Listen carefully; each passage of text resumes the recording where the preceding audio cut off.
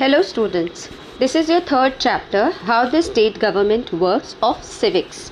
In the previous chapter we have learned about the state government, that what is the state government and how does it perform.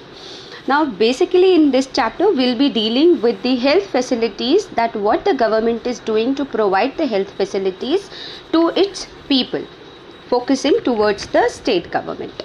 Now in this chapter you have one story which is given between two girls who are school going girls, and they are reading a newspaper. When they are reading a newspaper, they are discussing about the water shortage in our states and how the people are falling sick because of that.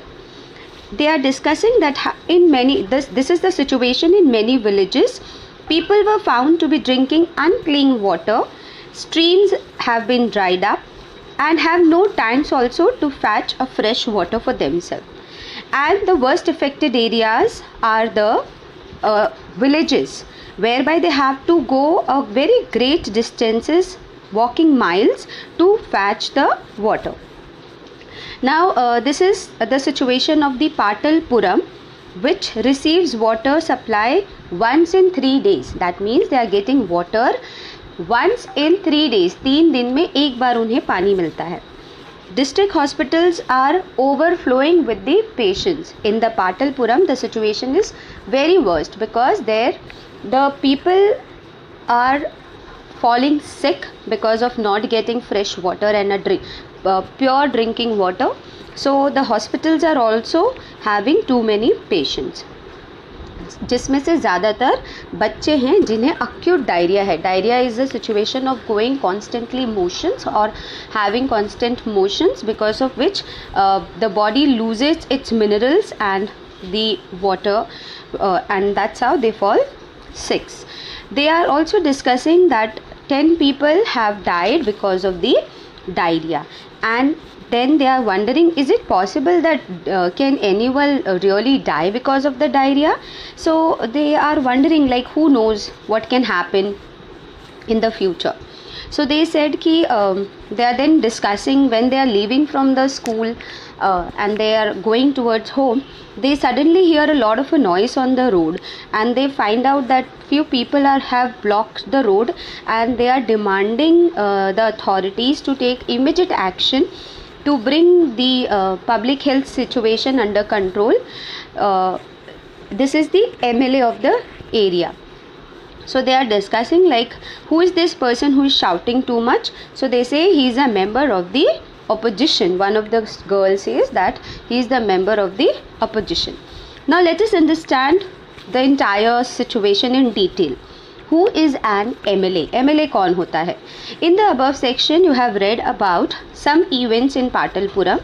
You may be familiar with some official names such as collector, medical officer, etc. But you have heard of an MLA and the legislative assembly. Do you know the MLA of the area? Can you identify which party he or she belongs to? So you have to find out the answers, like who is the MLA of your area and which party he belongs to. Members of the legislative assembly. MLA का full form क्या है? Members of the legislative assembly. They are elected by the people. Because we are a democratic country, so every leader at any post is being elected by the people only. Then they become members of the legislative assembly and also form the government. In this way we say that the MLAs represent people because they are selected by the people, so they are our representatives. वो हमें ही represent करते हैं in the form of a government. The example below will help us to understand this better. Every state in India has a legislative assembly. हर एक state में legislative assembly होती है. जैसे कि central level पे लोकसभा और राज्यसभा होती है, state level पे we have a legislative assembly and the legislative council.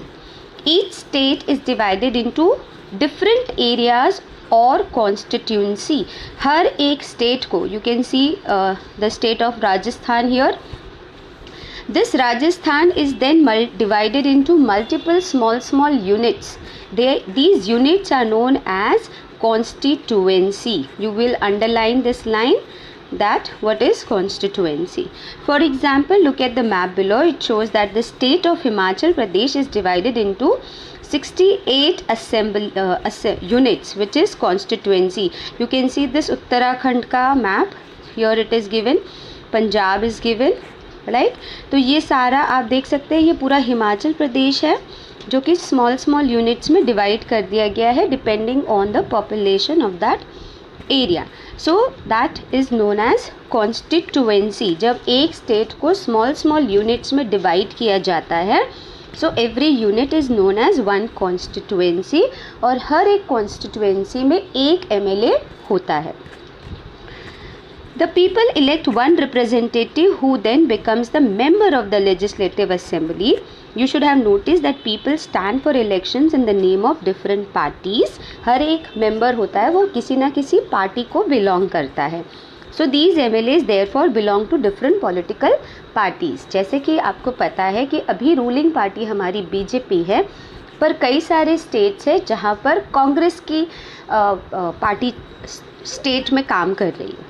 ठीक है, क्योंकि वहाँ पे जो लोकल इलेक्शंस हुए थे, स्टेट इलेक्शंस हुए थे, वहाँ पर कांग्रेस को ज़्यादा सीट्स मिली थी, तो उस स्टेट में कांग्रेस के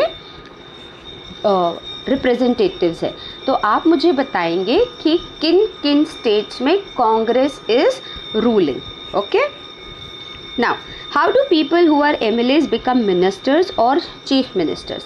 अब होता ये है कि यही छोटे छोटे MLAs जो कि एक छोटी कॉन्स्टिट्यूएंसी को बिलोंग करते हैं, यही आगे जाकर चीफ मिनिस्टर भी बन सकते हैं या फिर ये प्राइम मिनिस्टर भी बन सकते हैं. तो ये कैसे होता है? A political party whose MLAs have won more than half the number of the constituencies in a state can be said to be in a majority. 68 अगर यूनिट्स है, 68 कॉन्स्टिट्यूएंसी है हिमाचल प्रदेश में, तो 68 में से more than 50%. What is the 50% of 68? It is 34. तो जो भी पॉलिटिकल पार्टी 34 सीट से ज़्यादा सीट्स वहाँ पे जीतेगी, उसे वहाँ का रूलिंग पार्टी कहा जाएगा. तो वो मेजॉरिटी पार्टी होगी. ठीक है, The political party that has the majority is called the ruling party and all other members are called the opposition party. तो जो जिसे majority सीट मिलती है उसे हम ruling party कहते हैं, और जिसे उससे second नंबर पे सीट्स मिलती है और उसके बाद वाले जितने भी होते हैं वो opposition party बनाते हैं. For example, the Legislative Assembly of the state of Himachal Pradesh has 68 MLA constituencies. Candidates from various political parties won the 2070 assembly elections and became MLA. आप यहाँ पे देख सकते हैं, आपकी बुक में ऑलरेडी ये दिया हुआ है, result of the assembly election in Himachal Pradesh in 2017. Political parties and number of MLAs elected. Bharatiya Janata Party, which is BJP, has got 44 seats. So this becomes the majority party and the ruling party because इसे सबसे ज़्यादा seats मिली है. उसके बाद आपकी आती है INC, Indian National Congress, which has got 21 seats. Then you have got Communist Party of India, which got only 1 seat. And independents who do not belong to any major party, they have won 2 seats. So all these other members, they form a opposition party. So we have discussed the result of 2017 here. This is the paragraph. This entire paragraph deals with the same explanation. So I'm continuing with the next paragraph. After the election, the MLAs belonging to the ruling party will elect their leader who will become the chief minister. अब इन्हीं MLA 68 MLAs, especially the BJP party, जिन्हों majority मिली है, तो इन 44 में से ही किसी एक को वो आपस में चुनेंगे. ये 44 मेंबर्स आपस में डिसाइड करेंगे कि इन 44 मेंबर्स में से कौन है most deserving candidate to become the chief minister of India. Chief Minister of the state. I'm sorry for that. So you will be telling me who is the Chief Minister of Uttar Pradesh. Now, who will become the chief? In this case, the BJP MLAs chose Shri Jairam Thakur as the leader. He is the Chief Minister of Himachal Pradesh as the leader, and he became the chief minister. The chief minister then selects other people as minister. फिर chief minister क्या करता है, ये जो बाकी के ministers हैं इन्हीं में से वो हर एक को एक एक पोर्टफोलियो या फिर एक एक डिपार्टमेंट दे देता है. जैसे स्टेट का railways, agriculture, forest, defence, police, education, health, all these departments are then further divided into these MLAs with the consent of the governor as well as the chief minister. After the election, it is the governor of the state who appoints the chief ministers and the other ministers. We will be doing the chapter till this paragraph only, and then we will continue in the next class. Thank you so much for today. Thank you.